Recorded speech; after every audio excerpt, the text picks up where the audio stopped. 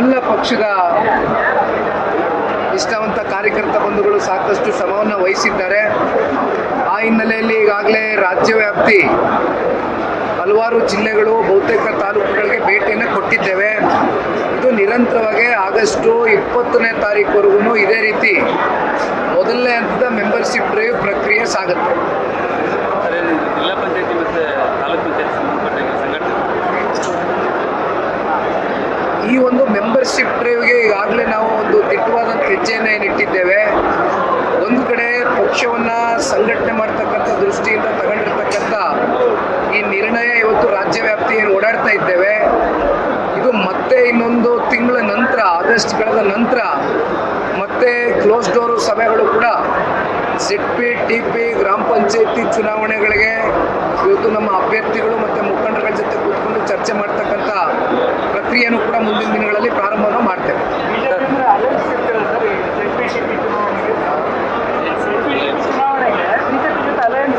ನಮ್ಮ ಭಾರತೀಯ ಜನತಾ ಪಾರ್ಟಿಯ ಜೊತೆಗೆ ಮಿತ್ರತ್ವ, ಇದು ಶಾಶ್ವತವಾದಂಥ ಒಂದು ಸಂಬಂಧ.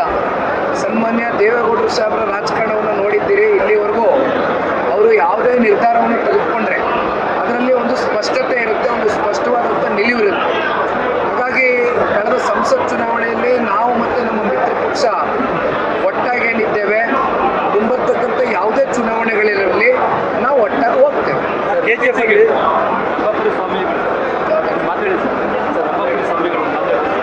ಸರ್ಕಾರದ ಗ್ಯಾರಂಟಿಗಳಿಂದ ರಾಜ್ಯದ ಜನತೆ ಸೋಂಬೇರಿಗಳಾಗಿದ್ದಾರೆ.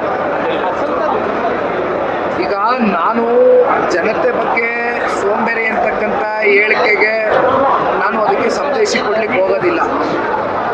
ಬಿಕಾಸ್ ನನ್ನ ಪ್ರಕಾರ ದಟ್ಸ್ ನಾಟ್ ರೈಟ್ ಸ್ಟೇಟ್ಮೆಂಟ್. ಇಲ್ಲಿ ಸೋಂಬೇರಿಗಳನ್ನಕ್ಕಿಂತ ಹೆಚ್ಚಾಗಿ ನಾವೆಲ್ಲರೂ ಸ್ವಾಭಿಮಾನಿಗಳಿದ್ದೇವೆ. ಎಲ್ರಿಗೂ ಒಂದು ಸ್ವಾಭಿಮಾನದ ಬದುಕನ್ನು ಕಟ್ಕೊಡ್ತಕ್ಕಂಥ ಸರ್ಕಾರಗಳು ಬರಬೇಕಾಗಿದೆ ನಮ್ಮ ರಾಜ್ಯದಲ್ಲಿ. ಆದರೆ ವಿಪರ್ಯಾಸ ಇವತ್ತೇನಾಗಿಬಿಟ್ಟಿದೆ, ದುರದೃಷ್ಟಕರ.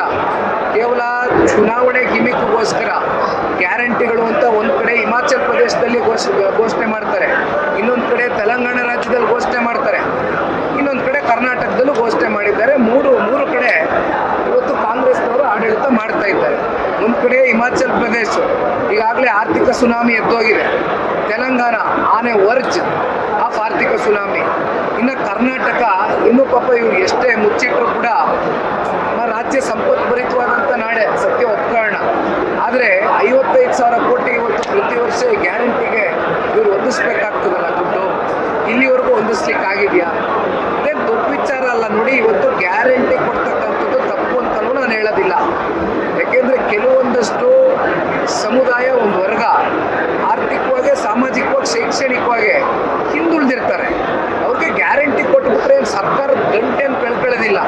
ಆದರೆ ಗ್ಯಾರಂಟಿ ಕೊಡಬೇಕು, 55,000 ಕೋಟಿ ಇವತ್ತು ಹಣ ಹೊಂದಿಸ್ಬೇಕು ವರ್ಷಕ್ಕೆ ಅಂದರೆ ಅದು ಸರ್ಕಾರದಲ್ಲಿ ಕೂತಿರ್ತಕ್ಕಂಥ ವ್ಯಕ್ತಿಗಳು ಯಾವ ರೀತಿ ಅಡ್ಮಿನಿಸ್ಟ್ರೇಷನ್ನ ಮಾಡ್ತಾ ಇದ್ದಾರೆ, ಯಾವ ರೀತಿ ಫೈನಾನ್ಷಿಯಲ್ ಪೊಸಿಷನ್ ಎಲ್ಲಿದೆ ಅಂತಕ್ಕಂಥದ್ದನ್ನು ಯಾವ ರೀತಿ ಗಮನ ವಹಿಸ್ತಾ ಇದ್ದಾರೆ ಅಂತಕ್ಕಂಥದ್ದು ಆಗಬೇಕಾದ್ರೆ ಇವತ್ತು ರೆಡ್ಡಿಯವರು ಮಾತಾಡ್ಬೇಕಾದ್ರೆ ಹೇಳ್ತಾ ಇದ್ರು, ಇವತ್ತು ವಸತಿ ಯೋಜನೆ ಅಡಿ ಏನಾಗಿದೆ, ಎಷ್ಟು ಜನಕ್ಕೆ ವಸತಿ ಸಿಕ್ಕಿದೆ, ಸಂಬಂಧಪಟ್ಟಂಥ ಮಂತ್ರಿಗಳು ಯಾವ ರೀತಿ ಅಲ್ಲಿ ಮಧ್ಯದಲ್ಲಿ ಮಧ್ಯವರ್ತಿಗಳನ್ನ ಇಟ್ಕೊಂಡು, ಮಿಡ್ಲ್ ಮ್ಯಾನ್ಗಳನ್ನ ಇಟ್ಕೊಂಡು ಪರ್ಸೆಂಟೇಜ್ ರಾಜಕಾರಣ ಮಾಡ್ಕೊಂಡು ಹೊಟ್ಟಿದ್ದಾರೆ ಅಂತಕ್ಕಂಥದ್ದು ಜನತಾದಳ ಪಕ್ಷದವರು ಹೇಳ್ತಾ ಇಲ್ಲ, BJPಯವರು ಹೇಳ್ತಾ ಇಲ್ಲ.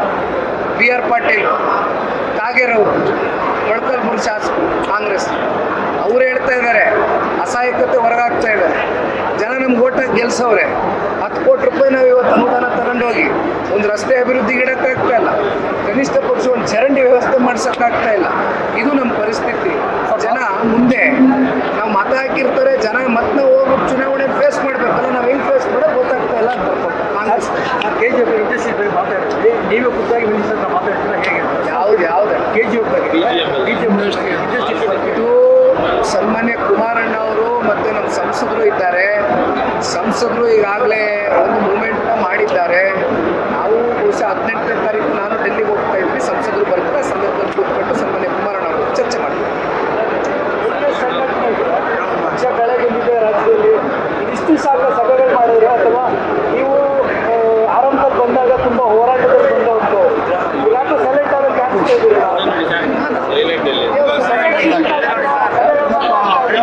ಹೋರಾಟ ಏನು ಮಾಡ್ತಾ ಇಲ್ಲ. ಪ್ರವಾಸ ಈಗ ನನ್ನ ಮುಂದೆ ಒಂದೇ ಹೇಳ ನಾವು ಏನೇ ಟೋಲ್ಗೇಟ್ ಹೋರಾಟ ನಾವು ಮೊದಲು ನೋಡಿದ್ದು.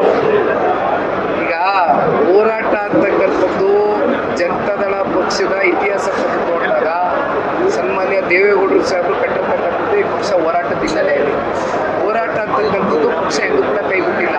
ಈಗ 5 ಗ್ಯಾರಂಟಿಗಳ ವಿಚಾರವಾಗಿ ಫ್ರೀಡಮ್ ಪಾರ್ಕ್ನಲ್ಲಿ ಹೋರಾಟ ಮಾಡಿದ್ವಿ.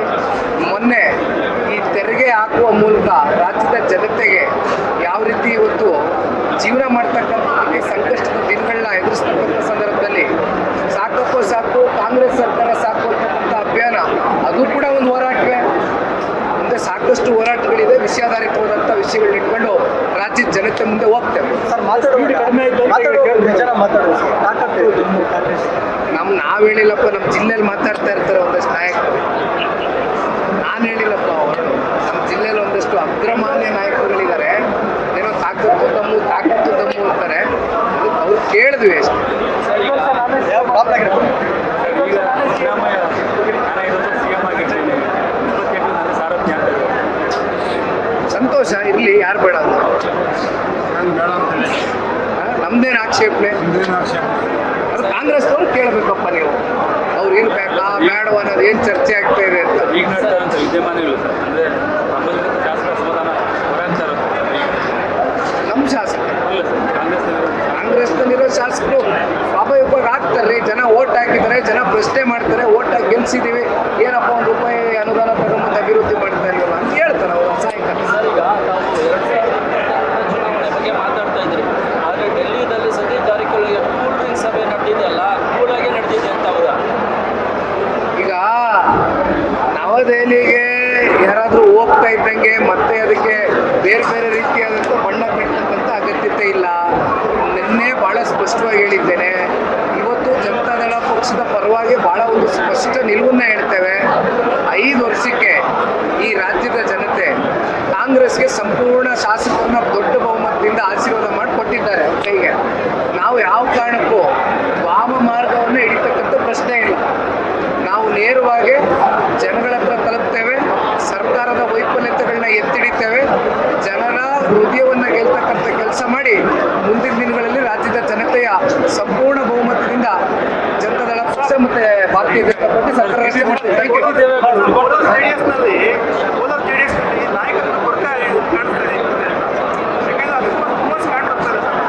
ಕೋಲಾರ JDS-ನಲ್ಲಿ ದೊಡ್ಡ ನಾಯಕರುಗಳಿದ್ದಾರೆ.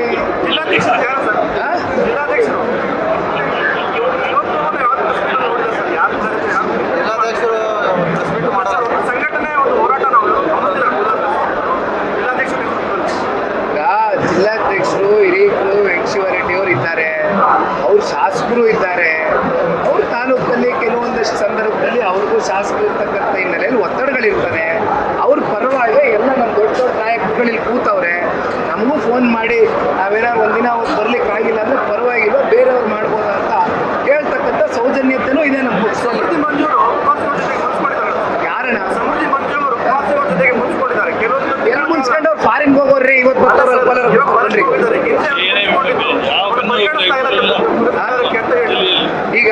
ಈಗ ಒಂದು ನಿಮಿಷ ಹೇಳ್ತೀನಿ ಕೇಳಿ.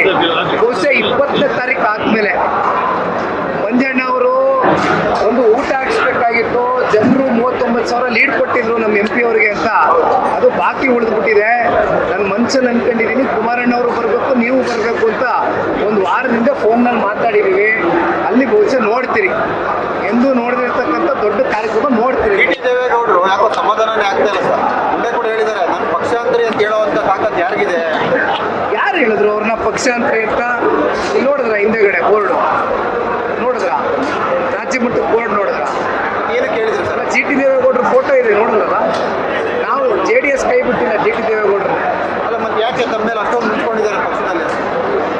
ನೋಡಿ ಇರ್ತವೆ ಅವೆಲ್ಲ. ಅವ್ರು ಏನು ಹೇಳಿದ್ದಾರೆ, ನಾನು ಚಾಮುಂಡೇಶ್ವರಿ ವಿಧಾನಸಭಾ ಕ್ಷೇತ್ರದ ಶಾಸಕ, ನಾನು ಕ್ಷೇತ್ರಕ್ಕೆ ಸೀಮಿತವಾಗಿ ಕೆಲಸ ಮಾಡಬೇಕು ನಿರ್ಧಾರ ಮಾಡಿದ್ದೀನಿ ಅಂತ ಅವ್ರು ಹೇಳಿದ್ದಾರೆ. ತಪ್ಪೇನಿದೆ? ತಪ್ಪೇನಿದೆ? ಕಂಪ್ಲೀಟ್ ನೆಗ್ಲೆಕ್ಟ್ ಮಾಡ್ತೀರಾ ಅಂತ ಎಲ್ಲ ಕೋರ್ ಕಮಿಟಿ ಅಧ್ಯಕ್ಷರು ಮಾಡಿದ್ಮೇಲೆ ನೆಗ್ಲೆಕ್ಷನ್ ಏನಿದೆ? ನಿನ್ನೆ ಮೊನ್ನೆ ಬಂದಿರೋರೆಲ್ಲ ಲೀಡರ್ ತರ ಮಾತಾಡ್ತಾರೆ, ನನ್ನ ಮುಂದೆ ಅವರೆಲ್ಲ ಏನಿಲ್ಲ ಅಂತ ಹೇಳ್ತಾರೆ. ಯಾರಂತ ನಿನ್ನೆ ಮೊನ್ನೆ ಬಂದವರು ಹೇಳ್ಬೇಕು ಸರ್. ಮತ್ತೆ ಇಷ್ಟು ವರ್ಷ ಇದ್ದವ್ರು ಮತ್ತೆ ಪಕ್ಷ ಕಟ್ಟಬೇಕಲ್ಲ. 20 ವರ್ಷ ಪಾರ್ಟಿಲಿದ್ದವರು ಪಕ್ಷ ಕಟ್ತೇವೆ ಅಂತ ಮುಂದೆ ಬಂದ್ರೆ ನೆನ್ನೆ ಮೊನ್ನೆ ಬಂದವರೆಲ್ಲ ಅವ್ರ ಹಿಂದೆ ಕೂತ್ಕೋತಾರೆ.